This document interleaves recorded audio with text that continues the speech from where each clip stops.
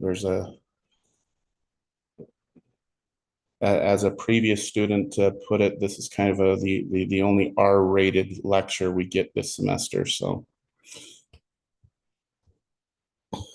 but we will see if we even get to that. So, all right. So I am going to bring up our handy dandy.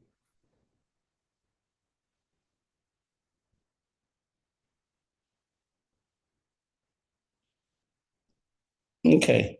So this section is mainly on human growth and development, which we'll define here in just a minute.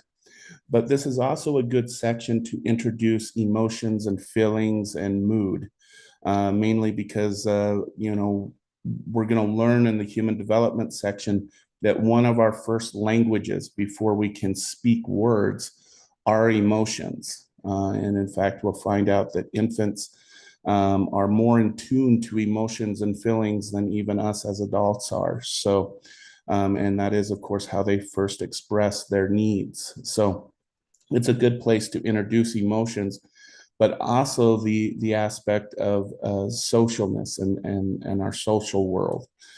Because you'll see here in a minute when we study human development, we really don't separate emotional world with our social world, which I'll explain here in just a minute. So this is kind of where we're headed in this first part of these lectures is first defining human development. We're going to go over some theories. That emphasize each area of study within human development. And then we'll talk about emotions, and then we'll kind of look more at some more lifespan stuff and topics that are really popular within the area of human development. Okay. So, with that in mind, let's first let's first talk about what is the study of human development. Okay.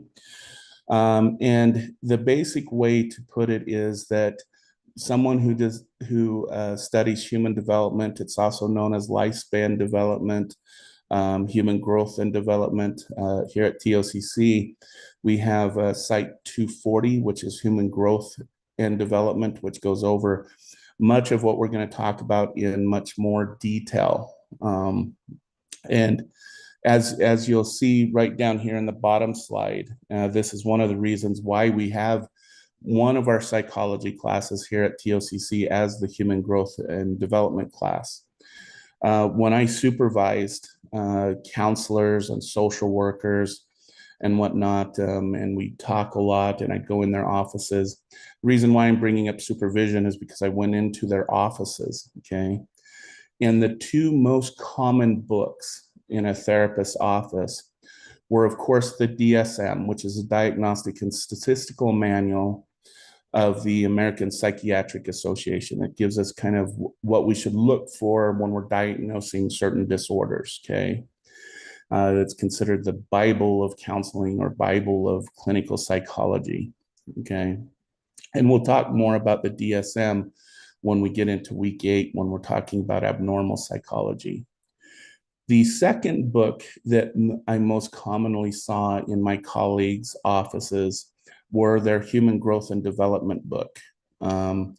Because while you could tell a diagnosis from the DSM, in order to interact with the client, you have to know where they are cognitively, emotionally, psychologically, developmentally, because you will change your interaction with them based upon that. So, the no duh example is you wouldn't treat a 6-year-old with depression the same way you would treat a 40-year-old with depression, and kind of some examples of how you would adjust based on the age of the individual. And that's the most kind of clear example. Okay.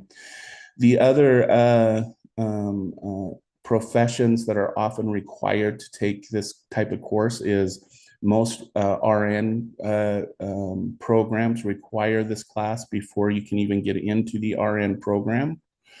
There's a few exceptions here and there, and a lot of other medical type programs also require it because, again, understanding the physical, emotional, and psychological development of your patient is really necessary to give them the most effective care. Okay, so this is kind of what we're talking about. Okay, the main now we do have to admit that the main focus of human development has been between the children between the age of 0 and 18. Okay, and this is going to be established with our dear friend Sigmund Freud, because he's going to give us one of the very, very first theories from a psychological perspective on human growth and development. And he's going to make two really significant impacts on the study. One, he's going to say that early childhood is the most vital period of development. Okay, hence, you'll notice a lot of focus in modern times on infant development and preschool and childcare and early childhood education. Okay, and we will see that even though his theory probably isn't the best example of the importance of early childhood, that studies since then have really shown that yes, early childhood is a very vital period of time. Okay. The other thing that his theory kind of set the tone is that he said at the age of 18, your personality and intelligence, who you are going to be, your complete human potential, is achieved by the age of 18, that we don't develop beyond that. And we're just there after that period of time. Okay. However, this slide probably needs to be updated. Over the last 50 or 60 years. More attention has been focused on adulthood, and for some very important reasons. Okay. Over about the last 130 years, our lifespan has doubled. Okay. If you look back, probably, 1800s, 1700s, the average age of an individual to live was in their upper 30s. Now, there are examples of people living into their 70s and 80s, and that can't be denied. But the majority of our population, up until about the 1900s and the introduction of things like vaccines and penicillin and all of those types of things, the average age for an individual is their upper 30s. Okay. But since the advent of modern medicine, of vaccines, of penicillin and antibiotics, our lifespan for the average person, not those who are unique and privileged, has doubled. Okay. And so this has kind of opened the door to recognize there should be something more than just 18 years of age and that's it. We're done. We work, we die, that's it. And so over about the last, I would say 50, 60 years, not 30 years, there has been more focus placed on things like young adulthood, middle adulthood, and late adulthood. Okay. And in fact, some researchers argue that we actually live two lifespans.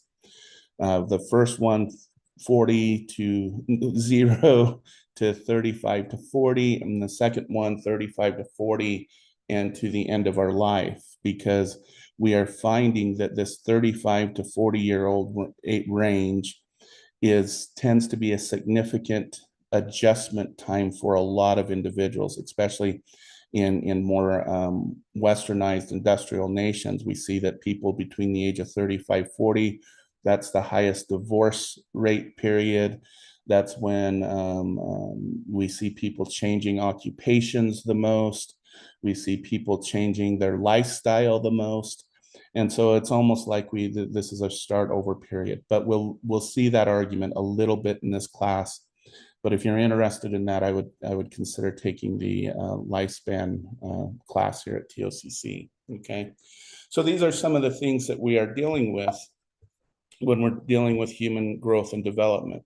Okay, and for most developmental psychologists, we study development within three domains. And you'll notice that this is a Venn diagram, meaning that all of these overlap with each other. None of them are completely independent of one another. okay? And I just want to just kind of make that note about each of these areas, even though we'll kind of separate them for um, uh, discussion's sake, okay? So when we're talking about biological processes, we are talking about biological growth. So this is height, weight, um, metabolism, all of those things. Specifically within psychology, we pay very close attention to the nervous system and how the nervous system develops. And as been mentioned in this class, some of the notes that we should make that are significant about biological processes is that when we talk about that early childhood period, we have to keep in mind that human beings are one of the very, very, very, very few species that are born with physically underdeveloped brains. Okay. Um, in order for humans to actually uh, be birthed with larger brains, with the capacity our brain can be by about the age of 6, something has to happen with enlarging the birthing canal within the mother. Uh, our brains have met the limit of being able to physically fit through the birthing canal. And that's why we're born with physically underdeveloped brains. Okay. And as we will see, what this means is that human beings, their brain is physically developing and growing, not within the biological processes of mother's womb, but in the socio-cultural context of the outside world. Okay. And we find that human brains develop best when it's done in the socio-cultural slew instead of in an isolated place. And you probably have heard that human beings are social beings. And indeed, we can't live without each other. It's physically impossible, and your biological body will actually start to shut down itself, which we will get to later on, but just a note on that. So this does make, if we go back again to the early childhood years, especially from about the age of 0 to about 6, a vital period of development, okay? Now, we say physical growth by about the age of 6, but the brain, current theorists suggest that most people's human brains don't fully develop until about the age of 26, which we will get to here in just a minute, okay? So this makes this developmental period really important. But we will also see that throughout the lifespan, our brains adjust very well. In fact, you think that young adults and late adolescents and those have the best cognitive ability, the best intelligence ability. But actually, when we measure things like intelligent and cognitive abilities, we're at our peak cognitive abilities between the age of 47 to about 58. That's when our peak intelligence actually and peak decision-making abilities actually occur, okay? So I want to bring that up because there are things to look forward to while you age, but we don't actually achieve peak performance in certain areas until later adulthood, okay? So that's why we're interested in biological, because it's so much connected to our other worlds, okay? The second one is our socio-emotional processes. And uh, we combine the social and emotional for a purpose, because emotions are not only an internal cue to you that something is right or something is wrong. Emotions are also an external cue to those around us that there's something right or there's something wrong. You may have heard the saying that communication is 90% nonverbal. And this comes from humans as emotional signalers of what's going on inside, okay, or what's or any impending potential danger or something like this. The social aspect is we use our social world to engage our emotional reaction. Okay. So if we overreact, our social world kind of says, hey, that was a little too much there, my friend. But we also use our social world to label our emotions. Okay. And so we often use our social world and our social contacts to determine what our emotional feelings are. Okay. And this is important in early childhood because these things can become um, miswired or misinterpreted. Okay. And probably my best example of misinterpretation of emotions was working with women who got out of or survived domestic violence. Okay, and I'm talking about women who get in and out of bad relationships. Okay, it seems like every time they get into a relationship, it always ends up bad. Okay, not all, for the majority of these women that I worked with, and yes, I have worked with some men, but the majority are women. Um, they had experiences in early childhood that mislabeled love. Okay.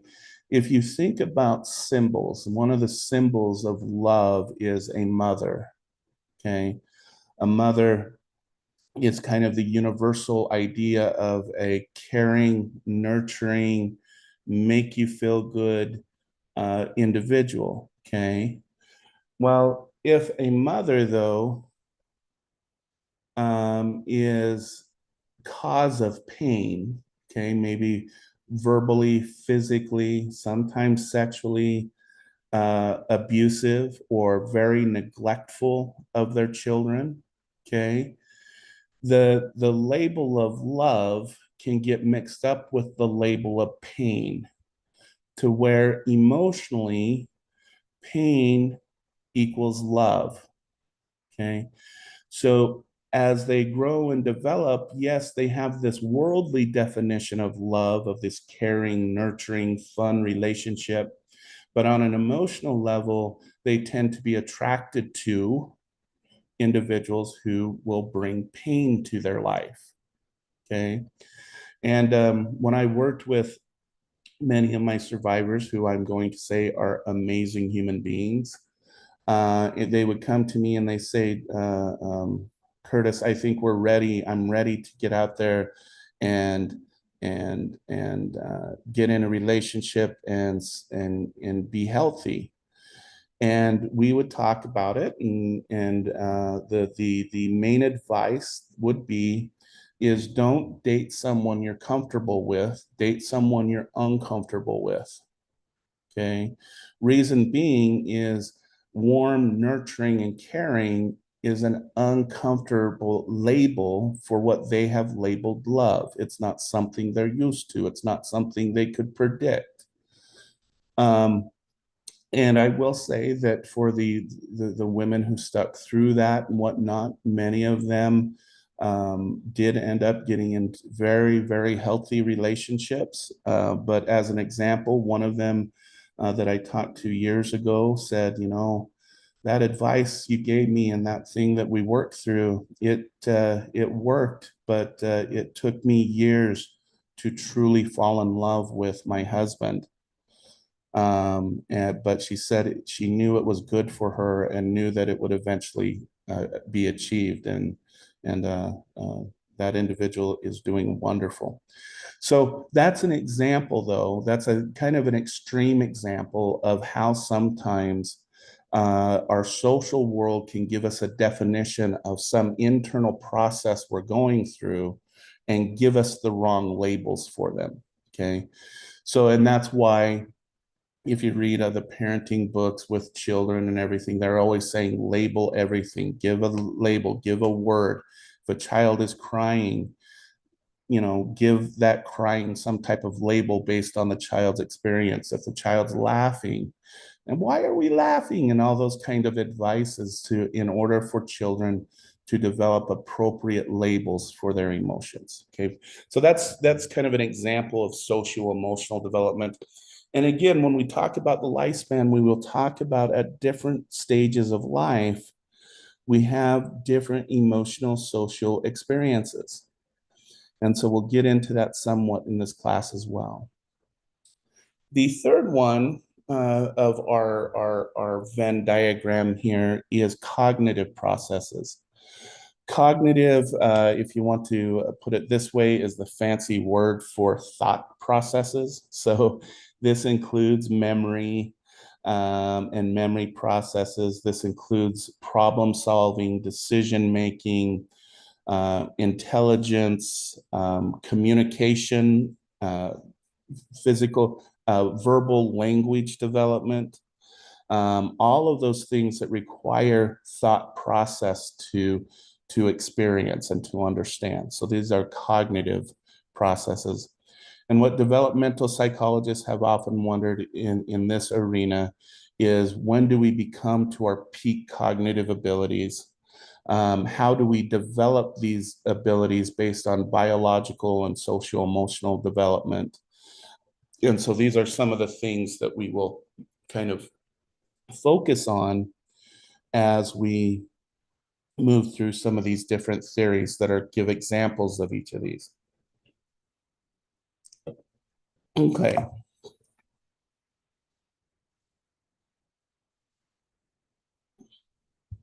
So I just want to also focus on some of the things about biological processes that we do need to keep in mind. Remember that nature versus nurture debate. Um,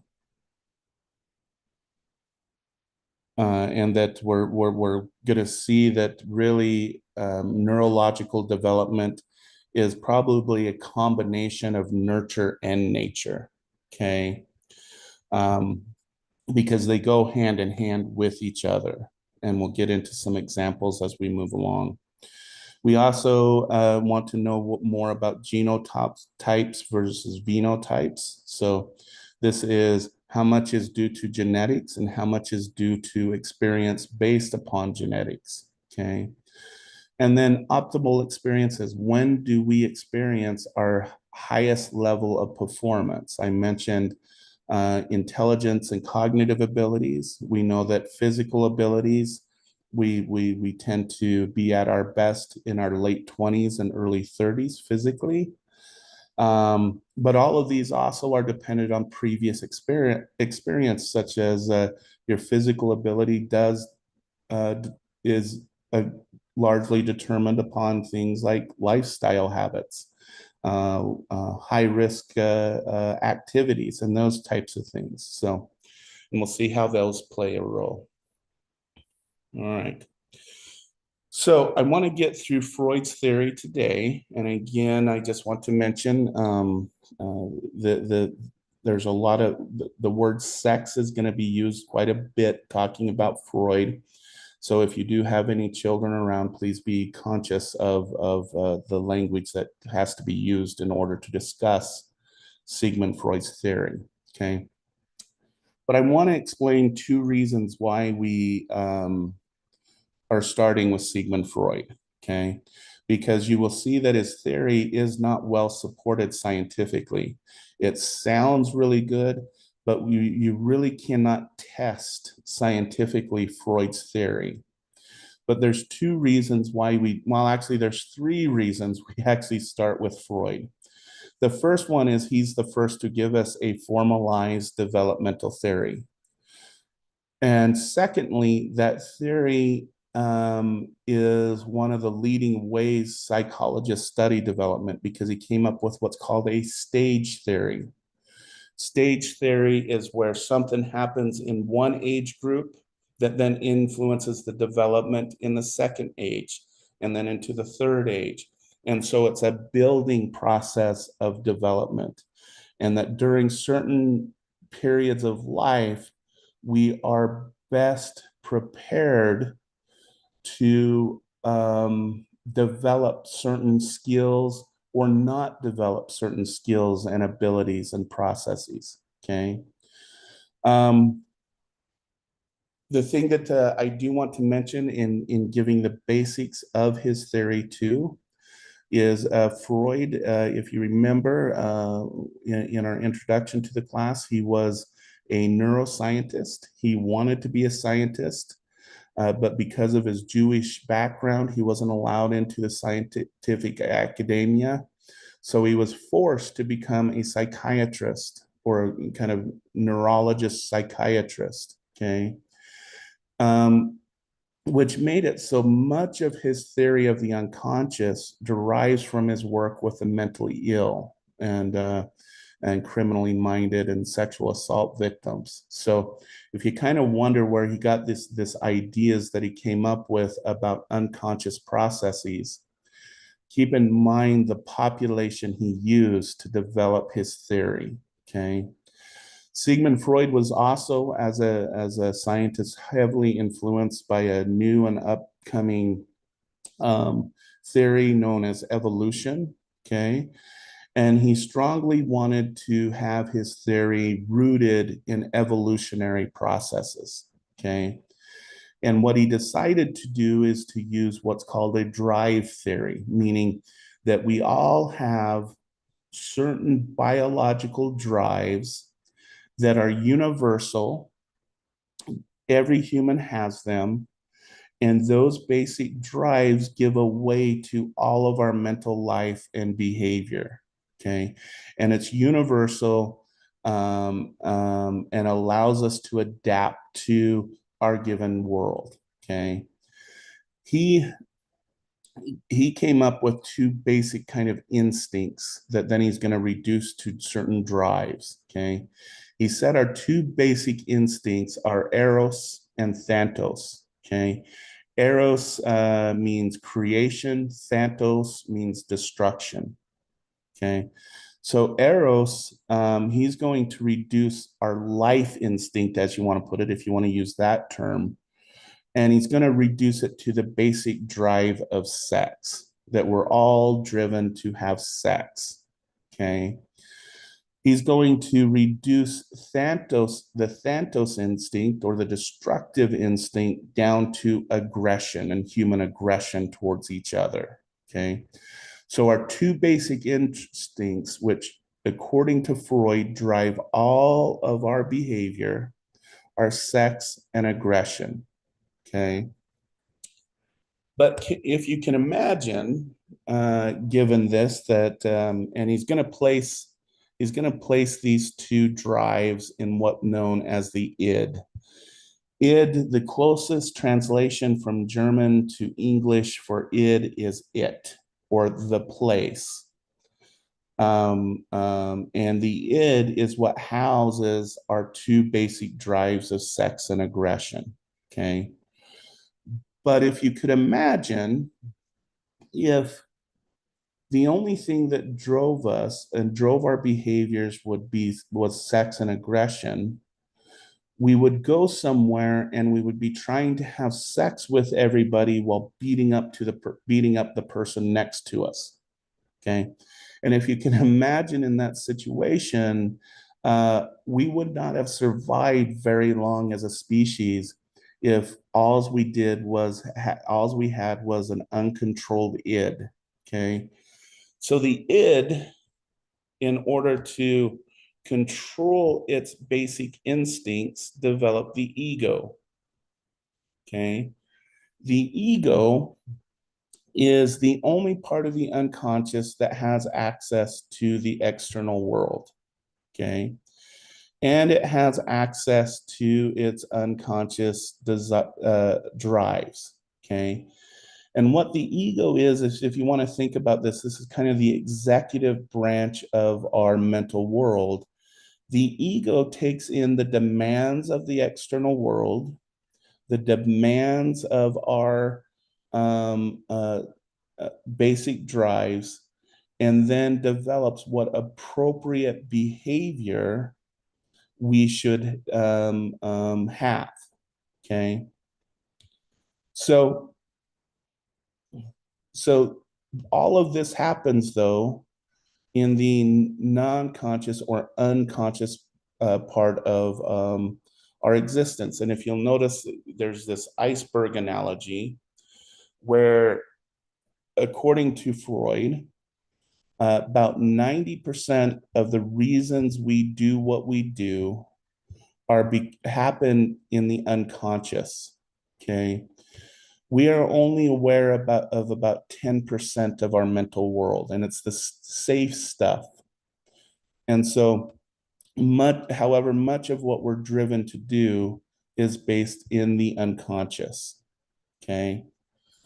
Now, before I move on, I do want to just mention, so Freud very much was about sexual drives and aggression. He mainly focused on the sexual aspect of it. There were neo-Freudians, Carl Jung, Alfred Adler, even Anna Freud, Freud's daughter. And there's also a really famous, oh my goodness, I can't remember her name.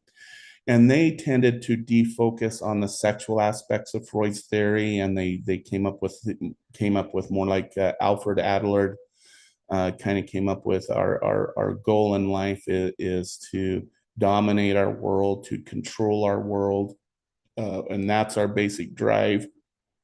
And Anna Freud kind of defocused on her dad's sexual aspects of this. But this presentation is to present the first developmental theory, so we'll be talking about Freud's. But if you are interested in this, I would strongly recommend not only reading Freud's writings, but reading the neo-Freudian ideas as well. Okay, so Freud, I should mention, before he did his developmental theory, there's been a lot of misunderstandings about when he actually developed his human development theory. It's believed that the human development theory came before the fully developed theory, but it's actually backwards. He actually developed this iceberg theory of the id and the ego. I should mention the superego real quick. This is something that the ego and id developed. It's called the moral aspect of the unconscious. It is, now I do want to say, what does moral mean in Freudian terms? Moral means perfect or perfection. So it's not joy, happiness. It's someone acting completely and totally socially appropriate. Okay. And it is meant to temper the drives of sex and aggression, and to kind of help the ego make decisions on how one should behave. Okay, I just wanted to bring that up. We'll talk more about these elements when we get to personality theory, but you have the basic idea right here. So Freud actually developed his developmental theory after this theory was fully developed. Okay, and I do want to mention that by this time he probably smoked a little or snorted a little bit too much cocaine and whatnot, but he really did not want to make his child development theory a sexual theory. The problem is that he was so committed to his theory at that time, he had no choice but to make his developmental theory based on sexual gratification. Okay. So, again, one of the aspects of Freud's theory that you'll notice here is most of development is going to happen between now and about the age of 6 and puberty. And it's a stage theory. During each of these stages is when something needs to be achieved, or we get a fixation on that. Okay. So to kind of start this conversation, we should talk about the age of about 0 to 2, when a child is pretty much almost totally reliant upon a caregiver. Okay. And this is going to have a huge influence on later theories that we're going to talk about developing trust and attachment during this age. But one of the things that Freud noted is that the notion of breastfeeding and bottle feeding is laborious, especially for the infant. Okay.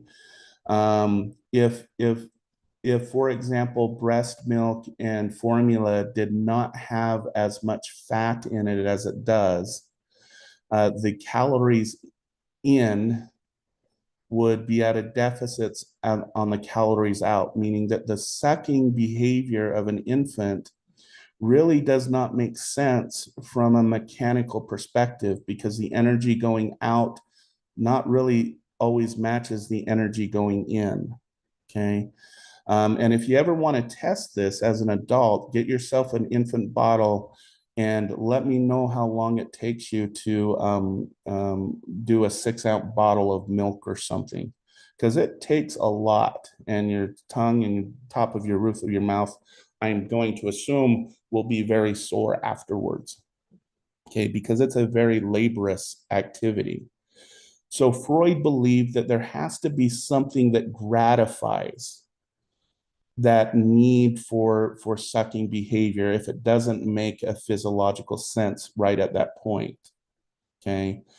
And if we want to talk about gratification and sensual feelings, we need to remember that gratification and sensual in Freudian terms is spelled sex. Okay. Meaning that what the infant is looking for is that sexual gratification or that sexual feeling that you get from the ingestion process. Okay. So Freud believed that the first stage of development is what's known as the oral phase, sometimes called the consumption phase. Okay. And one of the goals of the oral phase is to control the ingestion of items into the body. Okay. So an infant then who becomes non-dependent on the bottle isn't constantly needing to gratify him or herself orally, go on and are successful because they have that control. Okay.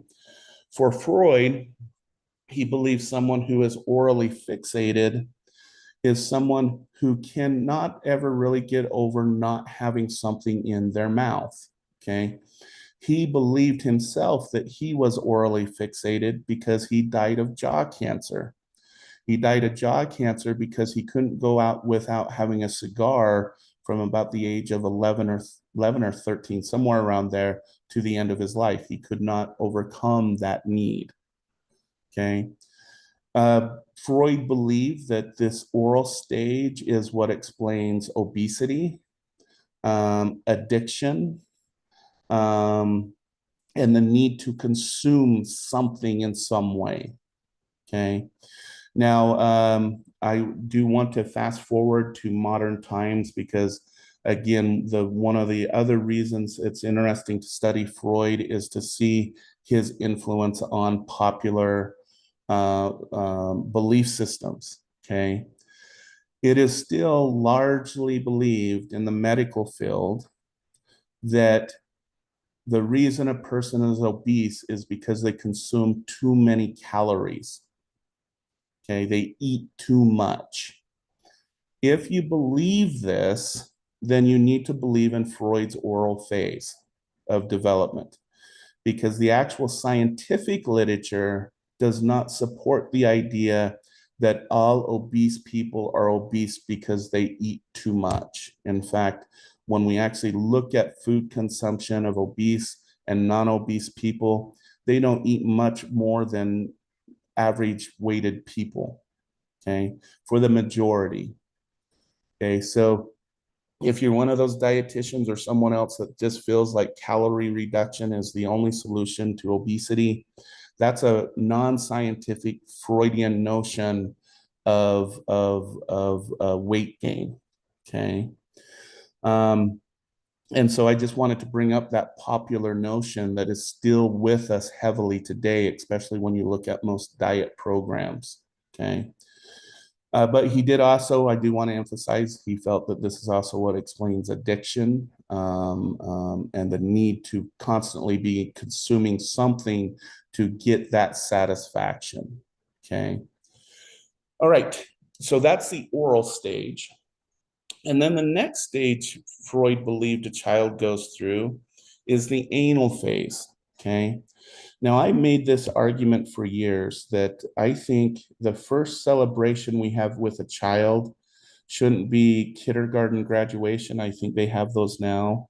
It shouldn't be our weddings. It shouldn't be graduating high school or college. It shouldn't be the birth of our first child.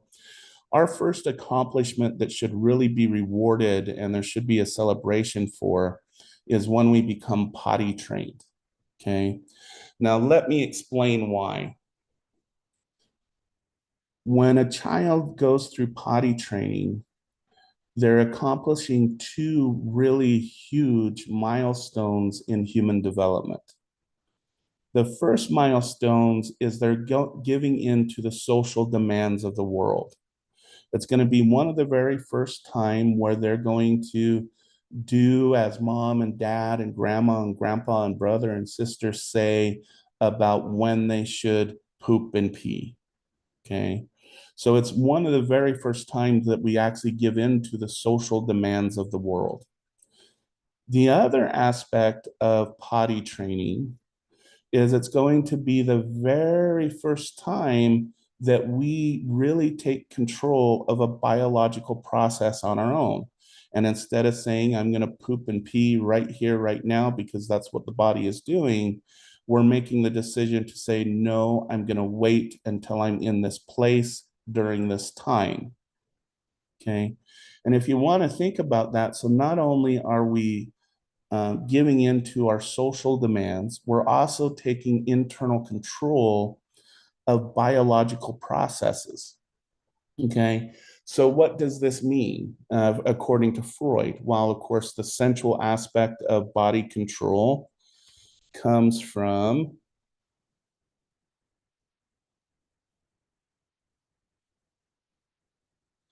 comes from um, the anus, right? So he called this the anal stage of development.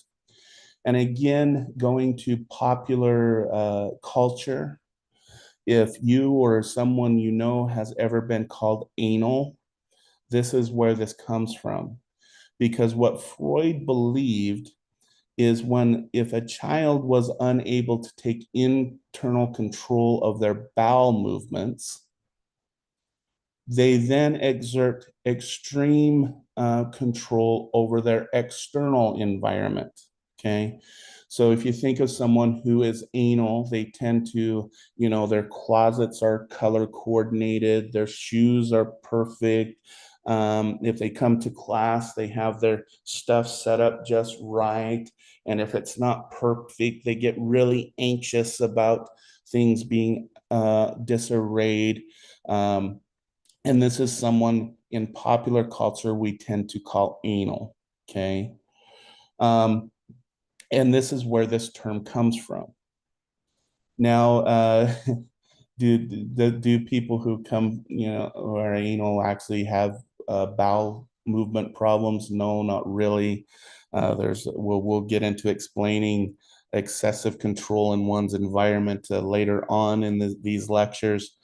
But is there something about that period that Freud was talking about? And yes, there is. Okay. And I just want to I just noticed in the chat that Michael put, I thought you were going to say independence. Okay. If you think about it, in order to develop independence, right, we have to, one, be able to control ourselves, but we also have to be able to negotiate with our social world. And if you think about the process of potty training, plus some other things that develop into this, which we will get into when we get into the cognitive theory, this really is the birthplace of when we start to develop independence because we're able to start to negotiate with the demands of our world and also take internal control of our world. Okay. So thank you for that comment, Michael. That was good. Now, probably the most controversial part about Freud's theory happens between the age of 4 and 6. Okay. Now, most parents will find their children doing this much earlier than 4 to 6. This is just the age Freud felt it happened at. In fact, with modern uh, imaging techniques and whatnot and ultrasounds, we have actually witnessed infants doing this in the womb. Okay, um, and that is masturbate. Okay. Now, I'm going to go off script with Freud's theory for here just a minute and talk a little bit about children and masturbation, because there's a difference between childhood and masturbation and adult masturbation. Okay. Childhood masturbation is when a child explores their body and they hit a bundle of millions of very sensitive nerves and it feels good. And so, what do you do when you come across something that feels good? You touch it more. Okay. That is childhood masturbation. Adulthood masturbation includes fantasization of some other sexual object. So you think of a young boy thinking about girls, or girls thinking about boys, or whatever anyone's into. Okay. Fantasization is a large part about adult masturbation. Okay. Now, here's a good clue as a parent or as a caregiver is if you do walk in on a child and they are touching a place that has millions and millions of feel good nerves, it's important not to freak out, one, and two, explore why they're doing it and say, oh, you're touching yourself in your private part, or however you have established that. And then ask, explore why are you touching yourself? Okay, sorry, I'm thinking of my words. If the child says because it feels good, then you know that this is just a natural process of the child, and then you have a conversation about the appropriateness, inappropriateness, all of those kinds of things of when whatever your moral stance on it is, then you relay that to the child. Okay. If the child, however, says something like, "Oh, I'm thinking about sister," or "Oh, Uncle Bill taught me this," then you have a problem. Then it's because of something that's going wrong with the child. The problem I've seen most parents run into, especially when I worked in the field dealing with children who had been sexually mistreated, is the parents tended to freak out and not really help the child explore why it is they were doing what they're doing. And so, kind of keep that in mind. It can give you some good clues about children and natural things versus unnatural abuse. Okay. But Freud believed that this happened in the phallic stage between the age of 4 and 6. And I just want to talk for just a minute about this age group because it actually starts around 3 to 6, but 4 to 6 is an important one, is that children are engaging in a very, very, very important type of play. Okay. And it's not imaginative play, it's role playing. Okay. And this is very important for children to do. Role playing in that they see Superman on TV, and so they go play Superman. They see a doctors, so they go be doctors. They see mom and dad, so they go play house. They see, a caregiver taking care of a child, so they go play with their dolls. They see the firefighters, they see the cops, they see the teachers, and they go and they play those roles. Now, it may look like they're just having fun, which I hope they are. But what actually is happening during this period that we've discovered is they're learning what skills they want to keep from that role and which ones don't fit. So obviously, the child who jumps off their bed and lands on their head realizes they can't fly, But you know what? Maybe they find that they can be good at standing up for themselves.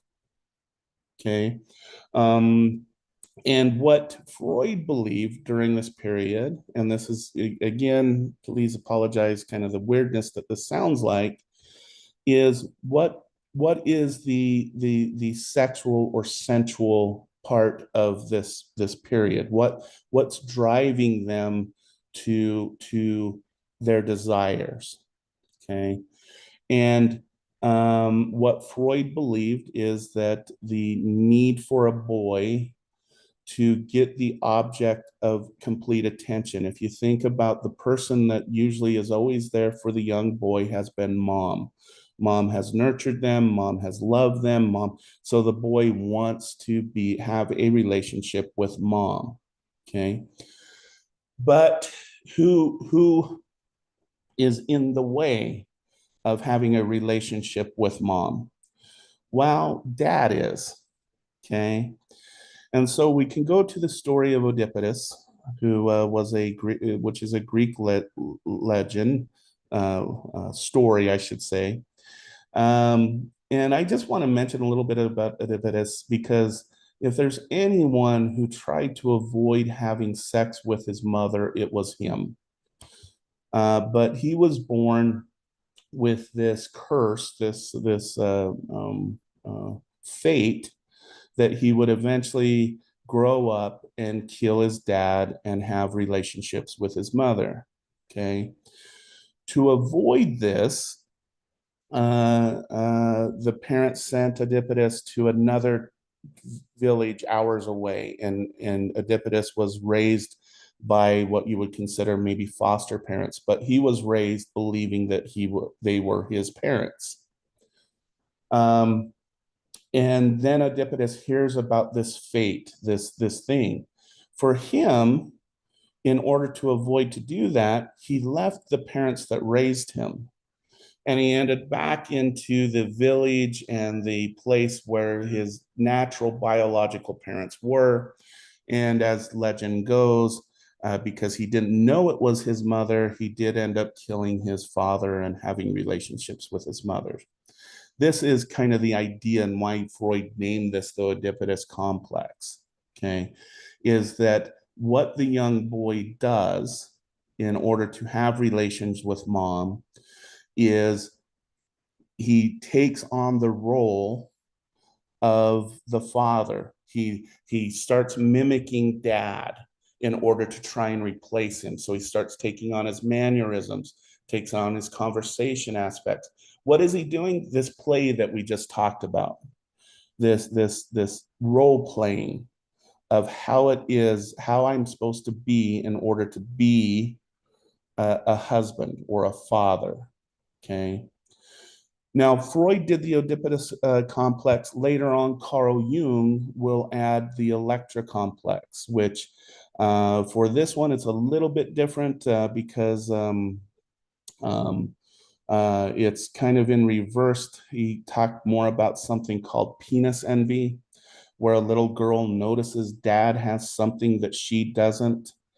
And so, out of fear that in order to gain access to that something, she starts to mimic mom, and it's called penis envy. And it gets into things like castration, anxiety, all those kinds of things.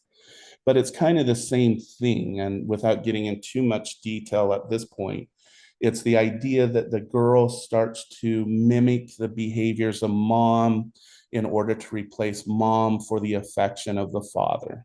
Okay. Now, let's take a little bit of the weirdness out of this because there is something to be said about this age period and about modeling the behaviors of parents. Okay. And I'll use some studies of some single parents because we've had generations long enough where children have been completely raised by one of the single parents. Now, I want to make this very clear. One, this is not all single parents. Two, single parents are amazing and they could do just as good job as married parents. but I'm going to talk about some very specific populations. Okay. I want to kind of give some examples of a mother who raises her son, but because of her awful experiences with men, does not give the son access to older male adult role models like boyfriends or uncles or grandpas or male big brothers in the Big Brother program. Those kind of things. They limit their access, especially during this age period, to male role models. Okay. On the same vein, we can talk about men who end up single and because of their experience with women, limit their girls to access to adult women role models. Grandmas, aunts, girlfriends, community members, those kinds of things. So they limit that access. They kind of, and they provide kind of this negative aspect of it. Okay. What have we noted about children raised in these kind of conditions is they tend to become adults and have a harder time in intimate relationships. They have a harder time understanding the needs of their partner and how to communicate with them because the parents limited their ability to see their interaction with the opposite sex. Okay.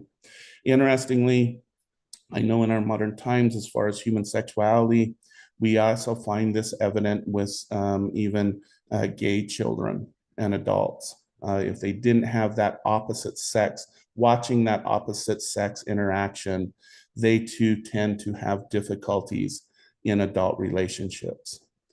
So, what Freud was probably getting to at this period was this need to have a model in the person's life to understand the interactions between men and women, especially intimate partners.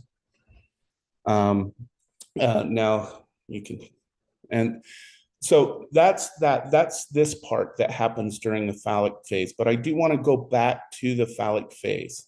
Okay, what happens if a child, according to Freud, does not um, does not overcome that pleasure seeking with their body? While they become pleasure seekers, so they become impulsive, they become gamblers, they do high risk sexual activities, high risk. These are the people who jump off cliffs and out of airplanes and race car drivers and constantly seeking that next thrill. Okay. And so that's the other period. And I want to get through this. So I'm going to move along. The next period, I think, is the one of the biggest shames that Freud did to the study of child development. Is he put the age of 6 to puberty as what's called the latent period, meaning that nothing really happens but the development of life skills. Yeah, we learn how to write and do math and ride a bicycle, but really it's kind of the skills of life, but nothing important psychologically and emotionally are really happening during this period. And because of this, I will say if you are interested in studying child development and want an age group that hasn't been studied very well, it is this elementary age period between the age of 6 to about puberty. Because there's some research, most of it coming out of schools, but and it's starting to develop more. But this age group, as far as childhood, is probably the most neglected as far as research is concerned. Okay. Now, after puberty and to about the age of 18, especially, this is where we go through the genital period. This is where the physical pleasure is combined with the emotional social pleasures with someone else. This is when sexuality becomes a bonding reproductive system between two individuals. well, I should say pleasure, bonding, reproductive. Okay. And this is when we take on our adult sexuality as it would be defined. Okay. And that pretty much is it as far as Freud's theory. Okay. So I want to go on. Okay. So really quick, well, let me do this. Let me just finish with this. So tomorrow, what we're going to do. So this is an example again of a pseudo biological theory because it's based on basic biological drives, all those kinds of things. It really focuses on the physical aspect of an individual behavior. The theory we're going to talk about tomorrow is Piaget's cognitive theory about how do we develop thought processes and cognitive ability. And so that's what we're going to talk about tomorrow.